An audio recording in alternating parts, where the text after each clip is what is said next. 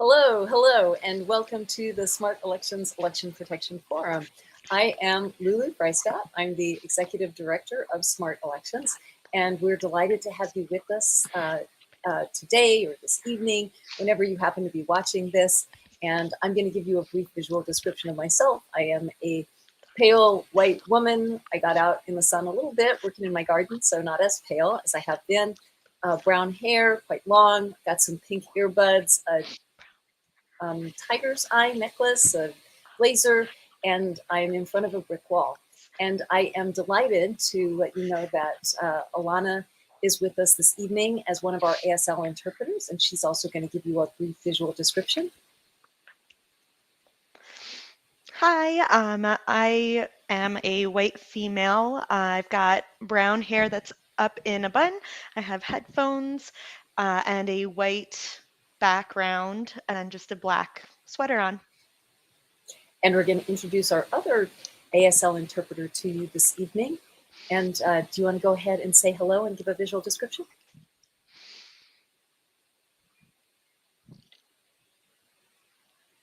You're muted, Miriam. I am now an unmuted white woman with grayish hair, and I have a green sweater on, a black sweater underneath that, and I have about like a kind of a dark orange background behind me and silver earrings. Awesome. Okay. And we'll be back with Miriam later on this evening. We're going to start with Alana. And I am sorry to report that our favorite co-host, Benny Smith, is not going to be here this evening. He has really important duties to attend to.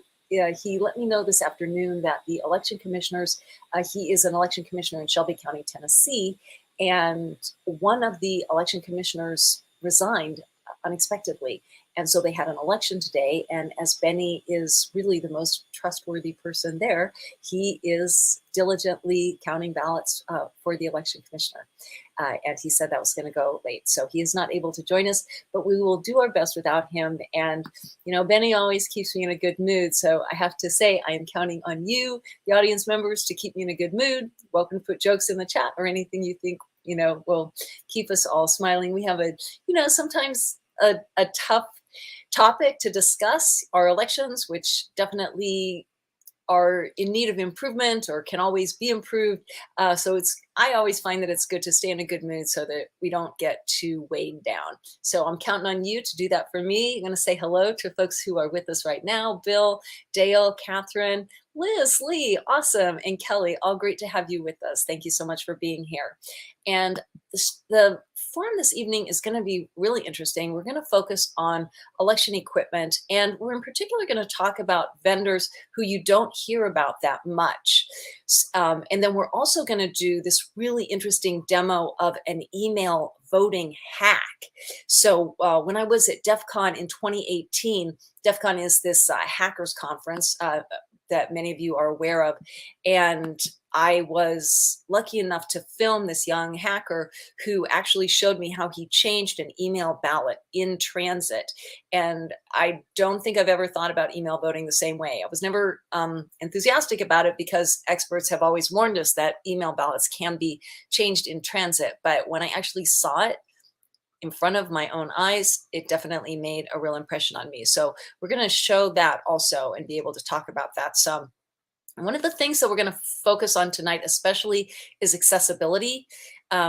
We do really focus on accessibility here at Smart Elections, and that is because we talk about technology a lot, and in our elections, a lot of the technology needs to be in service of voters with disability. So we have to make we really have to make sure that when we're talking about voting equipment and being able to be, and that we're able to, that we also think about what voters with disabilities need, which is not just to vote easily, but also privately, independently. And of course, everyone wants to make sure that they vote securely and that their vote is counted accurately for the person or the issue that they intended to vote for. So that is also very important. So I want to just give you a little bit of background about us, of course, so that you know how to reach us and where you can get more information. Our website is smartelections.us, and there's a lot of information there to follow up on the information we're talking about tonight, a lot of information about voting technology. And if you want to get in touch with us, you can reach out at contact@smartelections.us. We really like to get feedback. If you really love the forum, learned a lot, thought it was fascinating, or learned things that you had never heard before, or the way that we lay it out, try to make it user-friendly and fun, whatever, we love to get those comments, and we do share them in our newsletters and on social media and on the website. So if the forum is interesting to you, please do send us an email or just put it into the chat. That's great. We can grab those out of the chat. So if you've had a great experience in the past, or you have a good experience tonight, please remember to put something in the chat what you really liked, because that helps us out a lot. Also helps us with our funders. So that's how you get in touch with us. And what else do you need to know? I think, let's see, when you are there on our website, you can sign up for our mailing list. There's a really easy, an easy spot there on the website to put your email in. And I think we have covered all the bases for the moment. So we're going to jump right into it. And I want to just talk a little bit about the kind of broad overview of voting machine vendors that we have in the country. There's really two, what you would call the big two. When you're in comics, the big two are Marvel and DC Comics. That's my husband in the background. He's in comics, and he's always telling me the big two, it's DC and Marvel. But when you're in voting, the big two generally are Dominion and ES&S. And ES&S is really kind of the dominant one in terms of market share. So I'm going to actually pull up a diagram that gives you kind of a breakdown, sort of pie-shaped, of the vendors in terms of, who has what share of the market. And this is fairly recent. I think this is from 2017 by an academic study. And so hopefully reliable, maybe not completely up to date. Let me just, let me just grab that for us. And we can talk a little bit about market share. Great. So I think you're seeing what I'm seeing now. So, and I'm going to try to blow that up so you can really get in there and see the pie. And these are, it's probably a little bit too big. This is your breakdown here. You've got ES&S, election systems and software, with 43.8% of the market, and Dominion voting systems with 37.3%. So what you see there is that between those two voting vendors, that's pretty much 80% of the market, and that is across the entire United States. So you will have states where one vendor totally dominates. So for example, in Georgia, Dominion, 100%, all of the voting machines are Dominion, because Georgia picks its voting machines at the state level. And then you'll have other states where you might have a mix. Here in New York, we have a mix of Dominion and ES&S. In the city, in New York City, they've got ES&S, but pretty much all of the upstate counties are using Dominion voting machines. And then they did a few years back add to the mix Clear Ballot, which is one of the smaller vendors that we're going to talk about tonight. And in New York, Clear Ballot has started to provide the voting machines for the automated audit. We used to do all of our audits by hand here in New York, but the state election commissioners decided to let some of the counties do them with a voting machine. And those voting machines are here in New York, Clear Ballot. So that gives you kind of an overview. You might have one total vendor in a state, or you might have a mix, but those two, ES&S and Dominion, are really the big dogs all across the country. And it's a little bit unfortunate, because those voting machines are more expensive and in some ways less secure than some of the other vendors, if you look at what security experts are recommending. Although they do, both of them have a straightforward scanner that is, when you're getting into scanners, in my experience, security experts pretty much say a scanner is a scanner, as long as it does the basics. But some of the other equipment we will get into a little bit more of the details about why you might prefer one vendor over another. So let me just, I think, let's see if we have any questions at this point. And let's see what Matt's saying. Matt's a regular here. Hey, Matt, thanks for joining us. I am still going to send you your pen. I have not forgotten. We have some quiz gifts that are still going out. Matt says, good evening, everyone. Cuyahoga County, Ohio is moving from ES&S to Dominion soon. Quite a few other vendors presented offers too, so it's unfortunate we are going with the other of the big two. And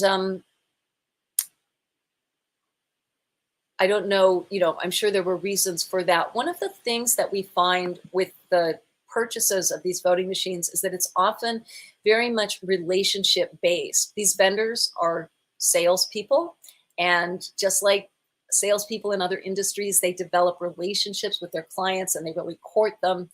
And so, like here in New York City, the executive director of the New York City Board of Elections, Michael Ryan, has a very deep and long-standing relationship with one of the vendors, ES&S. He was actually on a secret advisory board of ES&S, and he went to whatever you want to call them, junkets. He was flown around the country, so, trips to Las Vegas, which he did not report in his conflict of interest disclosure reports that he was supposed to report. So he had this tight relationship with ES&S.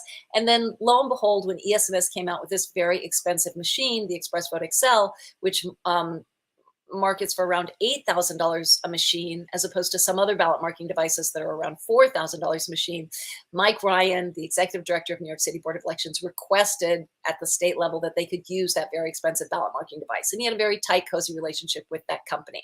So we see that across states. Often there will be these tight, cozy relationships between vendors and election officials. And sometimes vendors even make donations to political committees. I know in Nevada, ES&S had made donations to the Republican committee there, I think around $30,000. Jenny Cohn was the one who did the research on that. We know that there have been, financial contributions sometimes, and that's part of the, part of how these relationships develop. So what we're trying to do here tonight is to break that down a little bit and show you some of the other options besides Dominion and ES&S. And let's see. I am so sorry. Jan is having a horrible time getting into the program. Jan, I don't know what to tell you except that if you just go to our Facebook page, it should be like at the top of the page there.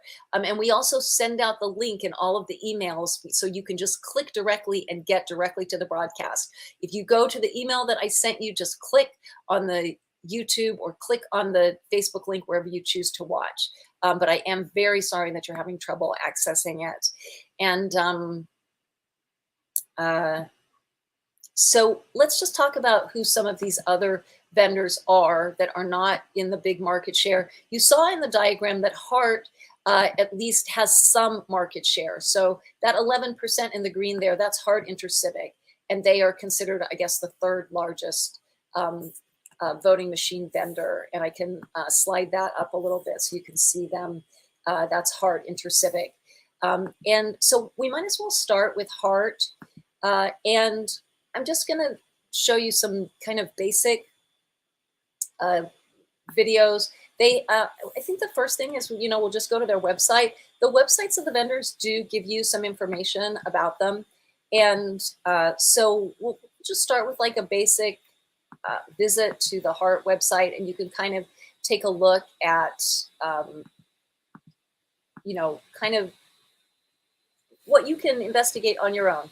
And they have a number of different, what they call solutions. Okay, and we're switching ASL interpreters now. And so let's just get into the Hart website.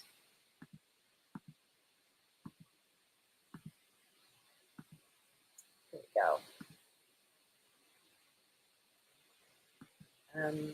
I want to talk to you about two of their machines, the Verity Touchwriter, which is their ballot marking device, and also they have just a regular scanner. So there we go. Okay, so let's just pop into their website.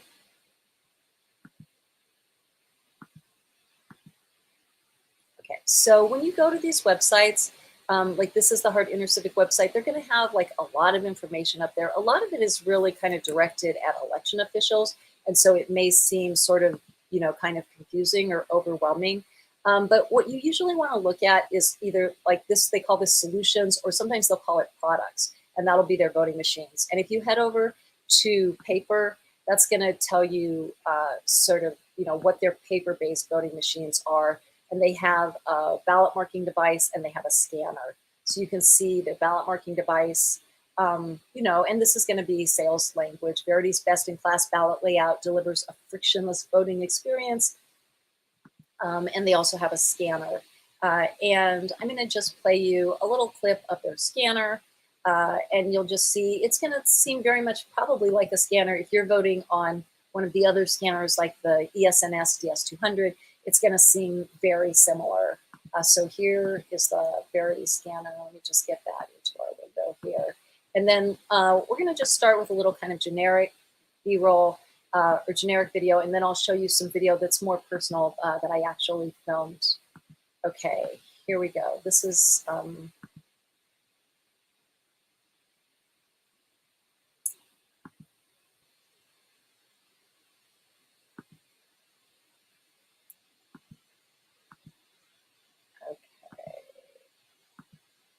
This is our Verity scanner.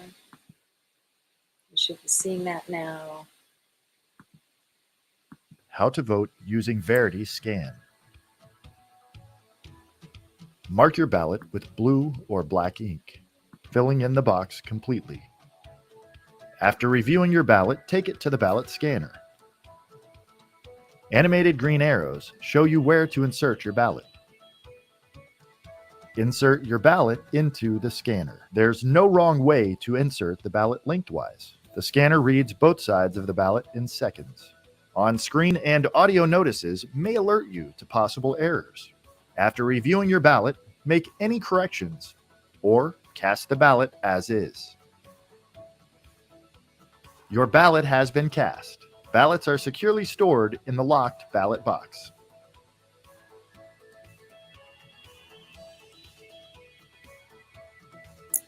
And you get that little I voted sticker that, you know, everybody loves.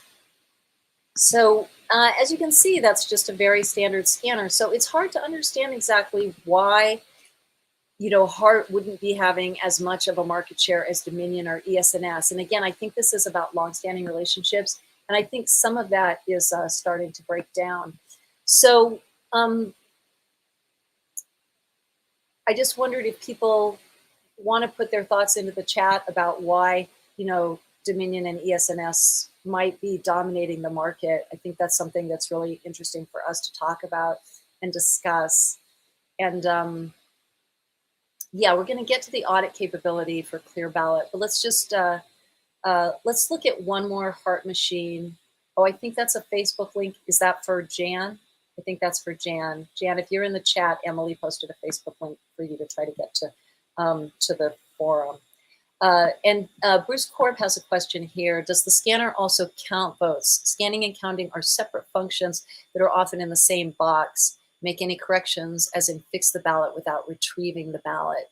So I'm not quite sure what all of those questions are that you're asking, Bruce, but the scanners always count the votes. The scanners tabulate the votes. That is usually the function of the scanners. And the only time when we're not seeing that is if we have a scanner that's just part of a ballot marking device. Those scanners will just be in a ballot marking device, like the AutoMark, for example, to position the ballot or to read the ballot back to the voter. Scanners in some of the ballot marking devices are not counting, but in the scanners that we think of as traditional scanners, they are, yes, definitely counting votes. Oh, here's an interesting statement. Tammy Nolan, our county clerk in Campbell County has a personal friend who works at Hart. That and that's why our county uses them, the Hart Intercivic machines. So again, we're seeing that it's personal relationships. So if you're trying to move your county from one vendor to another, one thing that you might explore is contacting the vendor that you're interested in, and maybe, developing a relationship with them. They are salespeople. They're open to, building relationships, and have them come in and do a demo for your clerk. That's something that we're trying to set up here in New York to make sure, for example, that the clerks are getting access to the new systems that are coming in. In New York, there's all three of these systems: Clear Ballot, Hart Intercivic, and Democracy Live are coming into the state. So I want to just look at the Hart Intercivic Verity. It's called the Verity Touchwriter. That's the ballot marking device. And then we're going to look at some footage from Democracy Live. So let me just see, because here's the Verity Touchwriter. So let's get into that one. So most of these vendors will have both a scanner for counting and tabulating votes, as Bruce just said, and a ballot marking device. And some of them also have what's called a hybrid voting machine. And after we talk about the basics, we'll talk a little bit more about hybrid voting machines. We talked about one hybrid, the Express Vote XL, last week when we did voting machines of tomorrow, part 1. So if you missed the part about Express Vote XL, you can pop back to our part 1 forum and catch that. I'm getting distracted by Bruce's comments here. So let's show the Hart Verity Touchwriter video, and then we'll go ahead and take some more comments and questions. So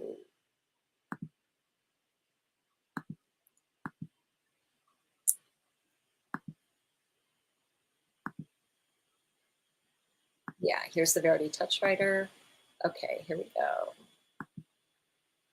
How to vote with Verity Touchwriter, a ballot marking device.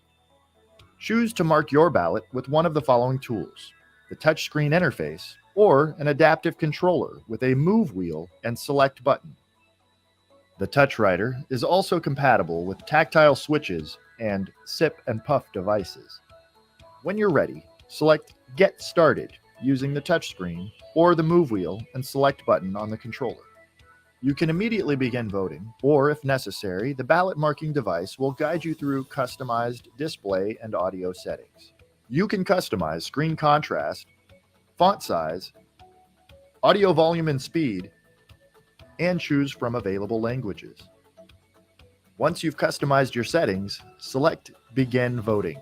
When you begin the voting process, mark your choices and select Next to move to the next contest. The voting booth offers easy wheelchair access, and the tethered controller can be extended to wherever it is easiest for you to use. You can review your choices at any time and change selections before printing the ballot.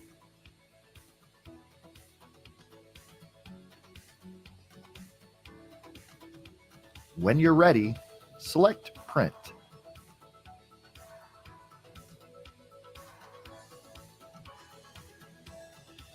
The ballot marking device is paired with a printer and produces a full-sized paper ballot. Retrieve your ballot from the printer and review your choices. After reviewing your ballot, take it to the ballot scanner. Animated green arrows show you where to insert your ballot. Insert your ballot into the scanner. There's no wrong way to insert the ballot lengthwise. The scanner reads both sides of the ballot in seconds. On-screen and audio notices may alert you to possible errors. After reviewing your ballot, make any corrections or cast the ballot as is. Your ballot has been cast. Ballots are securely stored in the locked ballot box.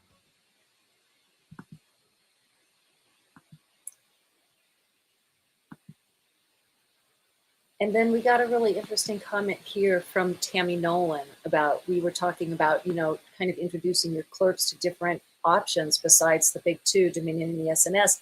And Tammy said, we did that 3 weeks ago, and they bought $550,000 of new machines. So that worked out. And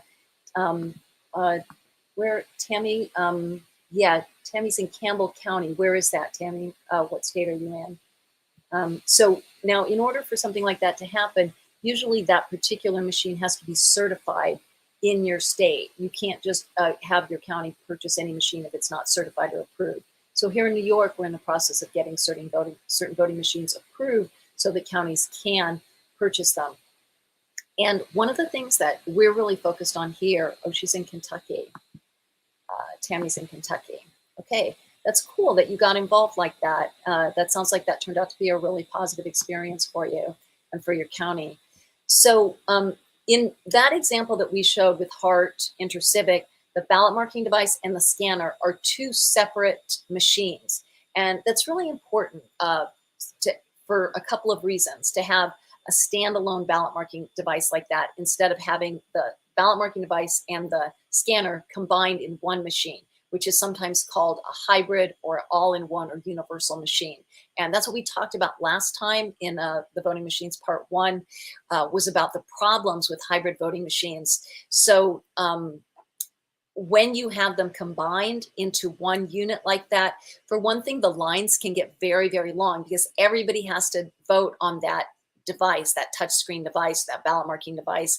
And so if you think about it, there's been estimates from Disability Rights New York that a session on the ballot marking device can take between 15 to 45 minutes. And if you have 100 voters who have to get through that polling location, if 80 of them can mark their ballots by hand and 20 of them use the ballot marking device, that line is going to go a lot faster because people marking their ballots by hand can all fill them out at the same time. If every single person of that 100 voters has to vote on that hybrid voting machine, those lines are going to get very, very long.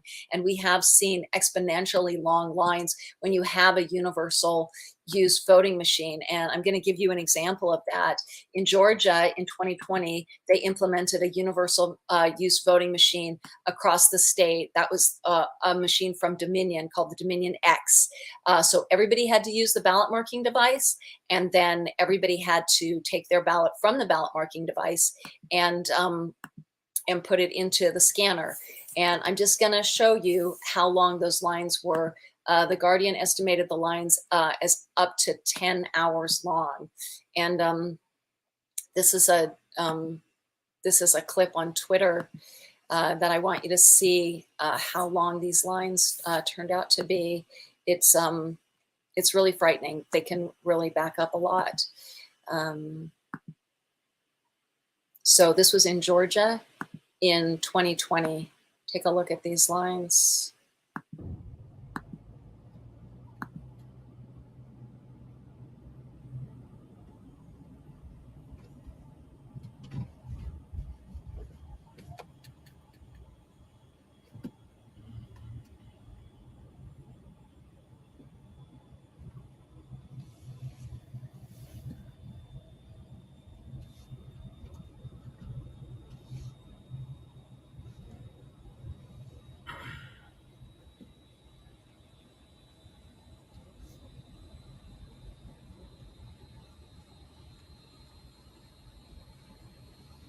This is a 10-hour line to vote in Georgia in 2020.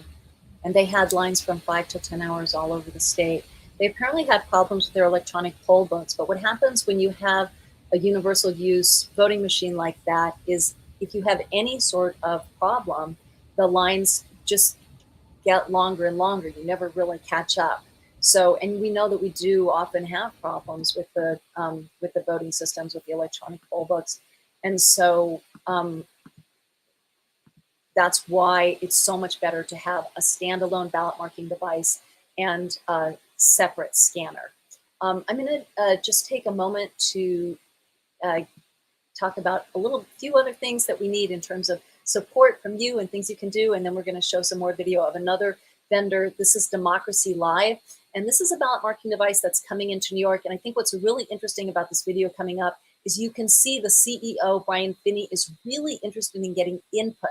They are still in the process of finalizing their software, And so we had a demo, and he really was listening to people who were using the ballot marking device and trying to find out how they could improve it. And I love that about Brian Finney and Democracy Live, is that they're very, very open to input. So we're just going to talk about a few other things that you can do to help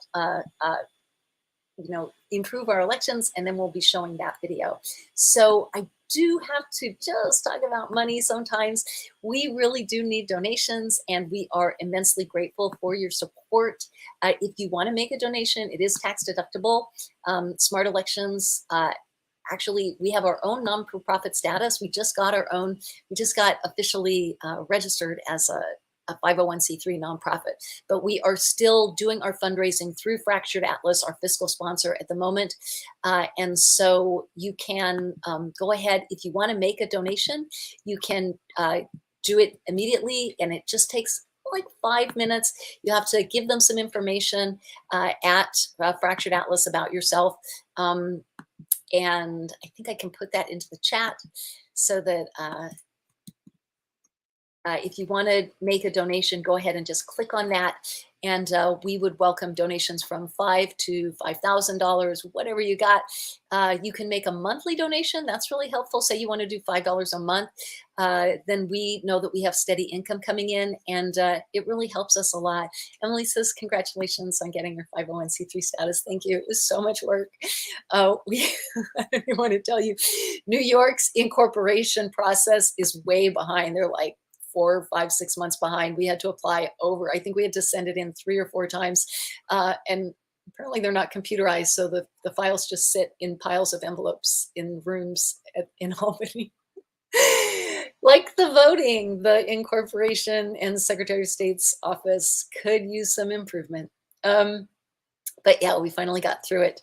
And the other thing that you could really do to help smart elections and to help get the word out about improving our voting is to really just follow us on social media and to be our PR machine. We don't have we don't have an official PR machine, and so you are our PR machine, and we really appreciate it if you can follow us. And we are on all of the social media channels now. We are on Twitter at Smart Elections, at Smart_elections, and we're on Facebook, and we are on TikTok, and you can follow me personally, Lulu Freistet, on LinkedIn, and we are also on Instagram. So go ahead and follow us on social media. Bring your friends to the forum. After you watch the forum, if you like it, share it on social media, send it to your network, say, hey, I learned a lot here. And we really hope that that helps our community expand. And we are changing our forums in terms of the frequency. The forums are once a month now instead of every 2 weeks, and they are on the 4th Tuesday of each month. The next forum is May 24th, and we're doing a really interesting collaboration with Center for Disability Rights New York, and it's going to be about misinformation and disinformation in the election security realm. And we know that there is a lot of misinformation going on in regard to elections, but we also have to learn how to sort through it, because we have to know what is wrong with our elections. We can't just, say everything's perfect. It's not. And so we need to learn how to navigate that territory. So that's what that forum is going to be about. And if you want to sign up, you can just sign up at our regular Mobilize site where you always sign up. And I'll put that into the chat. Sign up for May 24th. Okay, so I want to show some footage of Democracy Live now. This is another smaller vendor, and they came to New York and did a demo, and we had advocates trying out their equipment. And you'll see that this is a ballot marking device, again, a standalone ballot marking device. This is the type of setup that security experts recommend, a separate ballot marking device and scanner. And this one has sort of different from when you saw the ballot marking device at Verity. They had sort of a wheel. This has more of a kind of a pad that voters can use. And keep in mind that voters who are using a ballot marking device, they might be blind, they might have audio issues, hearing issues, they might have tactile issue, or not have, arms or not have full mobility. So the voting machine has to do a lot of different things. And you'll see on the Democracy Live, I show pictures of like the jelly pads, those that you can use with your feet. I actually voted with my feet on this machine. It was a very easy experience, actually. So I really liked that. And there's headset for the blind voters can just listen to the audio. It was really interesting. And some of the audio was a little bit confusing to people. And Brian Finney was right there and he was taking notes and, really trying to, make him take notes to make improvements. So let's see if I can get this going for you. This is Democracy Live. It's called the Omniballet, and this is a demo. The next or previous button to continue or enter to select. Hit enter and it'll replay. I think we have it plugged into audio so everybody can hear it. Okay. Is that okay, Terrence? That's fine. Yeah? Okay. So again, what this instruction pad is going to do here is tell you what all these different buttons do when I turn it on right now. Navigation pad. Okay. How to use the navigation pad. Press any button to hear its function. Press the previous button. Move next button. Move focus to select button. Yeah. Press this button, rate button. Read. Adjust volume button. Got it. Adjust the playback volume. Got it. Playback volume. This button. Help button. Press this button to return to this help screen. End button. Move home button. Okay. Move focus to Now when the you first get item of the when screen. you want to get into the ballot itself, all you have to do is hit any button twice, and that'll get you into the You are ballot. voting in the Democracy Live, ADA demo. You have selected the official, Santa ballot. Please contact an election official if you need assistance. Okay. Instructions. Instructions. Press the next and previous buttons to move through the This is the screen. back and forward buttons right now. Yep. These are just the instructions. Okay. If available, select write in to enter a name not on the ballot. Okay. We can see how to do that. Increase font size. Oh, that's good. Change contrast. Oh, that's great. Excellent. Federal offices. Santa Claus. Ebenezer Scrooge. Jack Frost. Next contest by Jack Frost, Ebenezer Scrooge, Santa Claus. Continue to next contest by pressing select. City offices. Contest 3 of 5 for City Council. Vote for not more than 2. Continue to next contest. City offices. Contest 4 of 5 for City Waste Director. Vote for not more than 1. There are 2 options. Press the next or previous button to continue or enter to select. Dr. William McDougall. Mary Johnson. Selected. Mary Johnson. How do I review? You may change Just any continue going to selection the after you next have button. reviewed your selections. Press the. Please note that once you press accept and print, your marked ballot will for U.S. Senator Santa Claus. Accept and print. By your ballot is now printing. Oh, cool. To complete voting, follow poll worker instructions for casting your printed ballot. If ballot did not print, press enter or touch here to lock the screen and save your That's selection. standard ballot Then paper, contact poll worker. Yep, so now it prints out on a fully tabulatable ballot. Uh-huh. So if they have a DS200 or something, they could then take it over and scan it. So you can That's it? incorporate various media from ES&S or Dominion or whatever the ballot style is. Of course, yeah.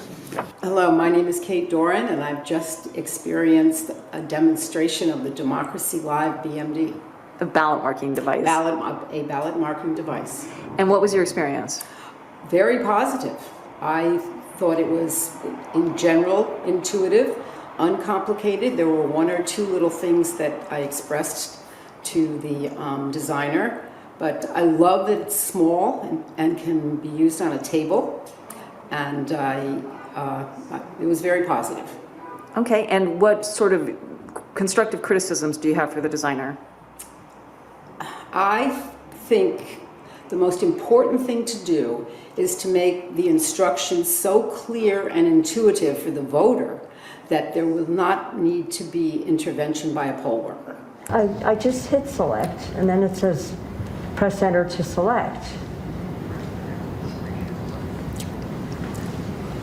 You know what I mean?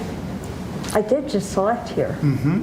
So it shouldn't, it says press next or? So yeah, go if you want to go to the next contest, or again, if you want to bypass the rest of the contest, you have that ability to hit that upper right button. It shouldn't say that though. It shouldn't say, I did just select, so enter to select. What? Select what? I just selected. Now it's telling me I'm in the, now it just tells me I'm in the, what election I'm in, and then it goes on and reads instructions.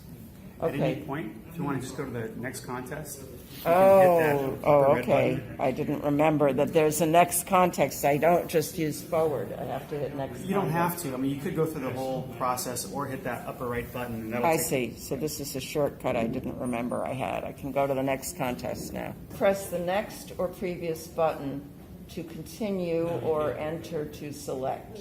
It's machine sounds. You're not hearing the way it would be said in a human sense.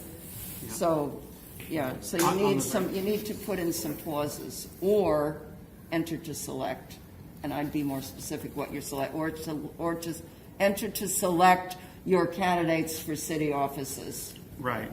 Yeah. You just tried out the Democracy Live ballot marking device, and what was your experience? It was really interesting. I liked how easy it was, but for me personally, it was easy to use. There are a lot of senior citizens who aren't tech savvy, so that is a concern of mine. But I did find personally, I did find it really easy to use. So that was yeah. All in all, I did like it.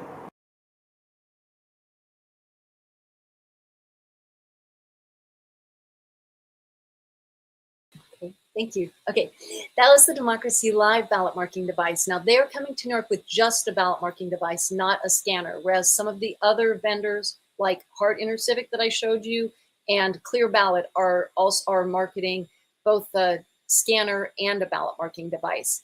And Hart Intercivic also has a hybrid voting machine, but obviously we're not recommending that because we don't recommend hybrid voting machines.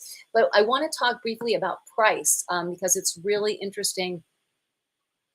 I hear it looks like too many layers. They are dumbfounding the public. Do you hear the confusion? How opaque it is? I'm not quite sure what you mean by that, Chris. Too many layers. Is that meaning like they are dumbfounding the public? Meaning like it's too complicated to use the ballot marking device? Because one of the things that we found that was really interesting at this demonstration, people who were used to using a ballot marking device, like Terrence, who's blind and has used a lot of ballot marking device, he breezed through it. He had no problems with it at all. And Tasha, who also is used to using a ballot marking device, no problems. As you heard her say there, she found it pretty easy. And even Kate Doran, who is a poll worker, didn't have any problems. So people like myself and Julie Weiner, who are not members of the disability community and had never used a ballot marking device before, I think we found it a little bit more cumbersome and a little bit harder to understand. But for the most part, people who were used to using it were, found it pretty easy to adapt to. So Chris said, yes, that is exactly what he meant. And then does Democracy Live have a way the printed ballot can be read back to a blind or print impaired voter? That is a good question, Emily. And I think that the answer is yes, but I need to check with Brian. I'm going to get back to you on that. And I'll try to have that information on the website. I know when I tested the Express Vote Excel, they actually definitely demonstrated that they were able to do that. So hopefully other vendors are following suit. I think I played that at the last forum with the Express Vote Excel. We put the ballot into the machine and it just read the ballot back to me. So I think that's most of our comments there. Now I want to talk to you a little bit about the prices. So that Democracy Live ballot marking device is retailing in New York for around $4,000, and I have their documentation of that. It's a little bit more than $4,000, but it's very close in terms of the cost. I think this is going to show up for you. Yeah. So this is their documentation, and I wanted to go ahead and show you the documentation so you don't think that I'm making this up. Their documentation shows their price at $4,195 per unit, and then there's a little bit extra for the software license. Very reasonable, $249. When you talk about some of these other systems, like the Dominion ICE, which is a hybrid system, it's retailing for, I don't know, retailing, I don't know why I use that word, but they're selling it to counties for as much as $14,000 per device. So that's over 3 times as expensive. And and then one of the other hybrids, the Express Vote Excel, is retailing or selling to counties. I'll share this one with you for $8,250 is what they sold it to counties for in Pennsylvania. This is the pricing in Pennsylvania. You see it there at $8,250 per machine. So I'm going to try to blow that up really big for you so you can really see that clearly. Is that going to let me blow that up? I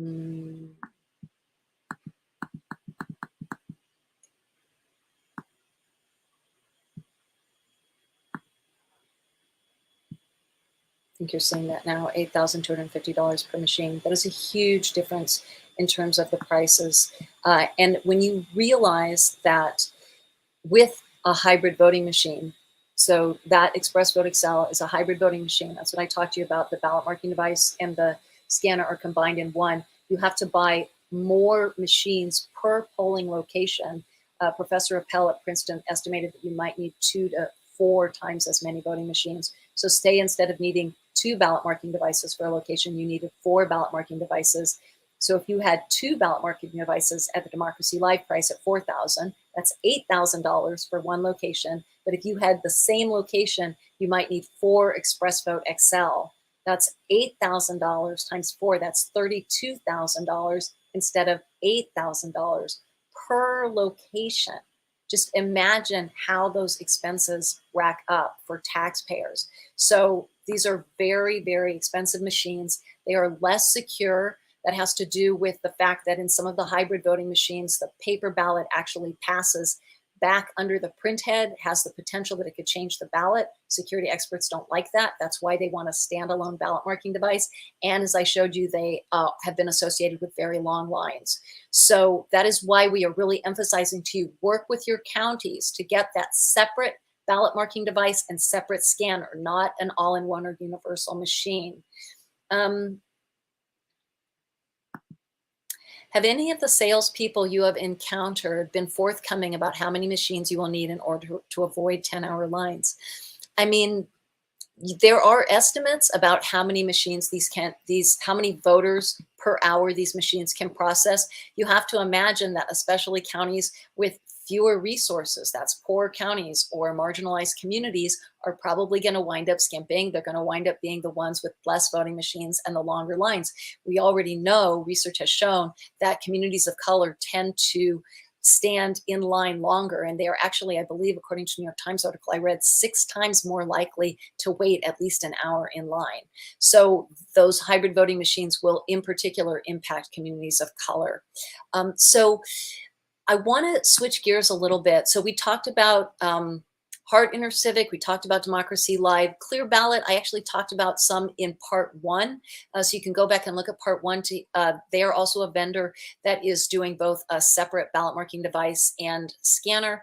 And Clear Ballot, as somebody mentioned in the chat, is especially known because they have a system where the digital ballot images can be put online, and you can really look at those digital ballot images and see how the votes look in detail. It's a very interesting component, and we showed a little bit of that in part 1.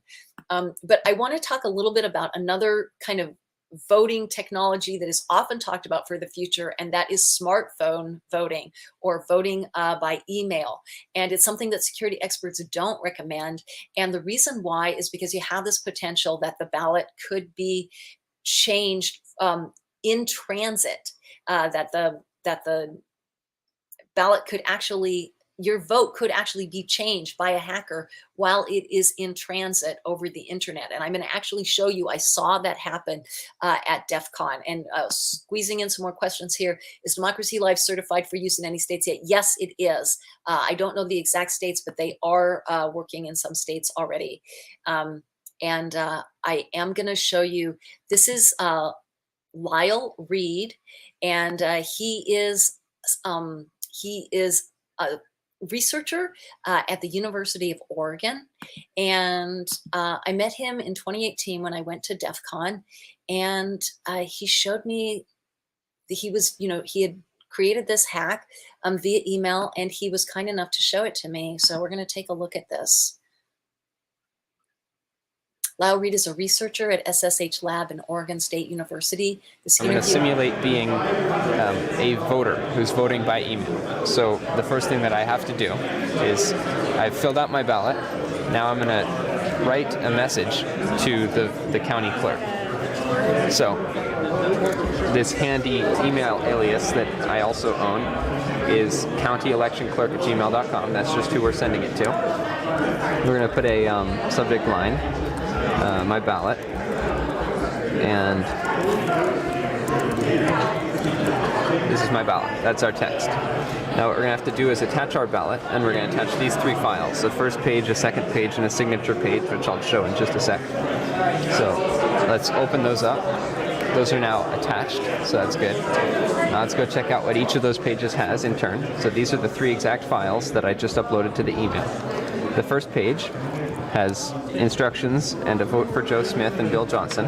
Okay, so we're voting for Joe Smith and Bill Johnson. The second page is reasonably inconsequential, but it just has another page just to simulate a real ballot going over email.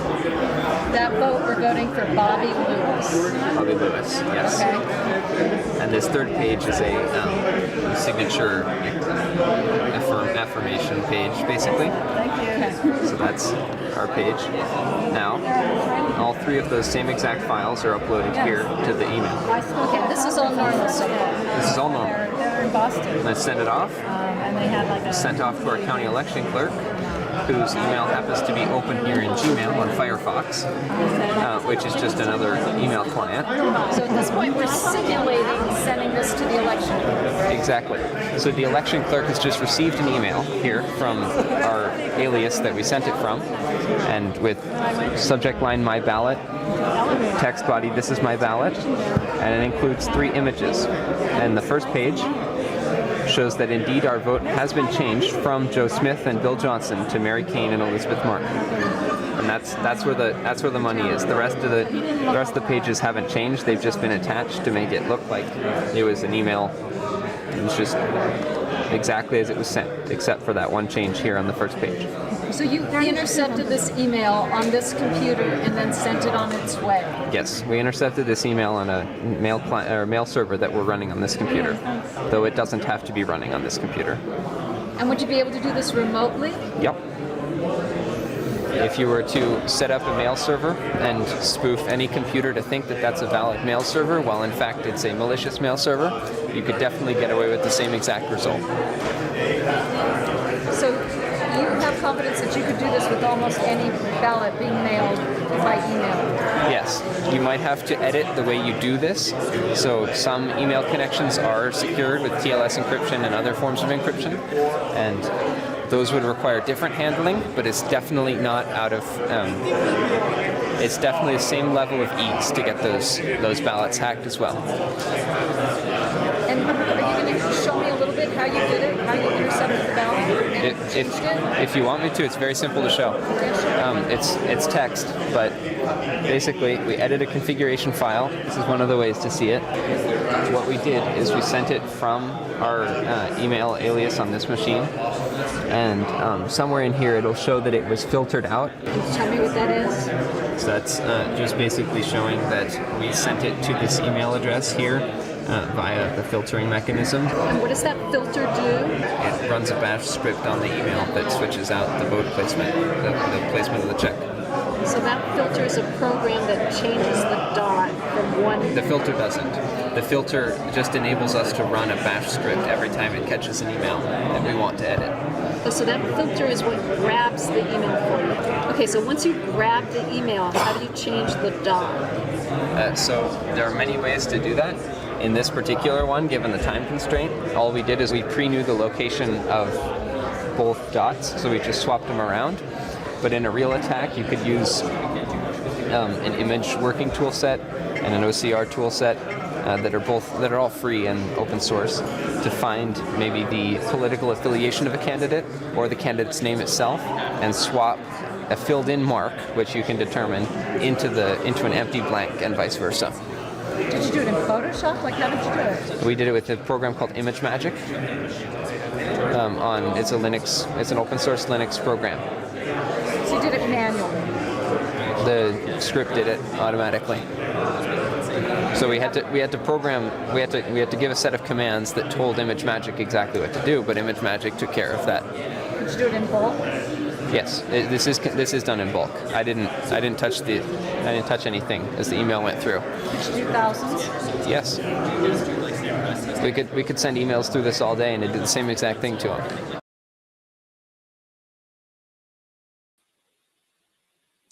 Okay, so that is a email being changed in transit, and it's something that I've wanted to show for quite a while because when I'm working with voters with disabilities, there often is this longing to send the vote back via email. And I'm always very apprehensive about it because I have seen this hack where the vote was just literally changed from one candidate to another. So totally interested in your comments on that. Got a big wow there from Tammy. That was my experience also. It made quite an impression on me. The other thing that I just wanted to touch on briefly is the Dominion X, or it's the ICX is its full name, and the Dominion X is a machine that there's been a lot of controversy about, and it is that is the machine that is in use all across the state of Georgia. They implemented that in 2020, and there's a lawsuit moving forward, which most of you, I would imagine, are familiar with. But Marilyn Marks has been tweeting about some of the filings that they've made in regard to this. I don't think I can look for this tweet and talk at the same time. I'm going to try to pat my stomach and rub my head at the same time. Okay, but Marilyn Marks recently tweeted about the Dominion X and the security report that J. Alex Halderman put into the court record about that machine. And it's very serious. Halderman's report says that there are multiple security vulnerabilities, and it includes the ability basically for a voter to go into the voting booth, one voter, and be able to change the results of the election, and that malware that the voter would be able to install would travel throughout the entire system because of the way the computers are connected. So one voter would basically be able to potentially change the results of the entire election on that Dominion X machine. So we don't know much more about that, except I do encourage you to follow Marilyn Marks on Twitter and really just keep your eyes on that court case. The security report is sealed right now. CISA, which is the Cybersecurity and Infrastructure agency for the federal government, is looking at the report and trying to figure out what they can release, like some sort of redacted version. But we are very concerned about that Dominion X voting machine. That is one of the voting machines that is trying to get certified here in New York State, and we are very apprehensive about it. We're actually working on legislation that would allow the State Board of Elections discretion in refusing to certify voting machines, specifically because we want them to have the ability to say no to the Dominion X and other machines that are risky, but perhaps it's hard to nail down exactly where the risk is. So that's another machine just to be aware of. That is the Dominion X. And I think we have a banner, so you have that. It's called the Dominion ICX, or Dominion X for short. Anybody else, welcome to put some updates into the chat if you know about, if that machine and what's happening. the organization that Marilyn Marks is affiliated with. Marilyn Marks is the executive director of Coalition for Good Governance, and I especially tend to get news from her by following her on Twitter. I think I can probably get her Twitter. She's like, she's not exactly at Marilyn Marks, but she's something close to that. If anybody knows Marilyn's Twitter, go ahead and throw that into the chat while I look for it. She definitely recently tweeted out a bunch of images of their court filings, which were absolutely fascinating. And she is a very trustworthy source of information. So you're talking about, here she's at Marilyn Marks 1. I'll put this into the chat. If you're talking about, you know, looking for reliable information, she's a great source of information, as many of you have known her through the years. And here's Marilyn Marks' Twitter account. So let's just go ahead and wrap up. I really appreciate all of you coming tonight and staying with us. And I did see a really cool note. I see this, as usual, I'm disappointed that every major news outlet isn't covering this. That's why you come here to us at Smart Elections, because we keep you informed about, you know, these various issues. And I know I saw one other cool comment. Pardon me, I need to make a contribution. So we really appreciate that. And I did put that link into the chat. And if you lost track of it somehow, it is really easy to make a donation. You just go to smartelections.us, and right on the front page is a link to be able to make a donation. And we also have a really lovely gallery where we have people who make dedications. So if you want to make a donation in someone's name, you can just include that with your donation. You include that information, and we'll put that on our dedications page. And we have a lot of people who have done that, and it's really touching. Really love that. See, if you really enjoyed the forum, if you learned a lot, please go ahead and put those comments into the chat. We really, really appreciate it. We need those. We really need those positive reinforcements. And this is what's moving forward in New York. This is something that our sister organization, Smart Legislation, has been working nonstop on. The New York Senate Elections Committee just approved the hybrid ban bill and the bill to give discretion to the State Board of Elections. So if you want to help us out, we are going to have information we have information at our Friday meetings, and the information to find the Friday meetings is on the smartelections.us website. At the bottom of the page, go down and look for the Friday noon meeting. And we definitely could use your help. We are making calls, that's for Smart Legislation. We are making calls to legislatures. We're actually visiting Albany to visit them in person. That's a 12 p.m. meeting, Smart Legislation. Every Friday, 12 p.m. And just put that comment into the chat, and go ahead and join us there. You'll find the link for that on the front page of our website at the bottom of smartelections.us. And love those positive comments. Good forum. Really appreciate that. And we will see you back here in about a month. Our next forum is on May 24th. That is the Fact versus Fiction Forum. And thank you so much for being here and for all the work that you're doing to help make our elections better, because this is what democracy looks like. Okay, we will see you on May 24th. Thanks so much, everybody. Have a great night.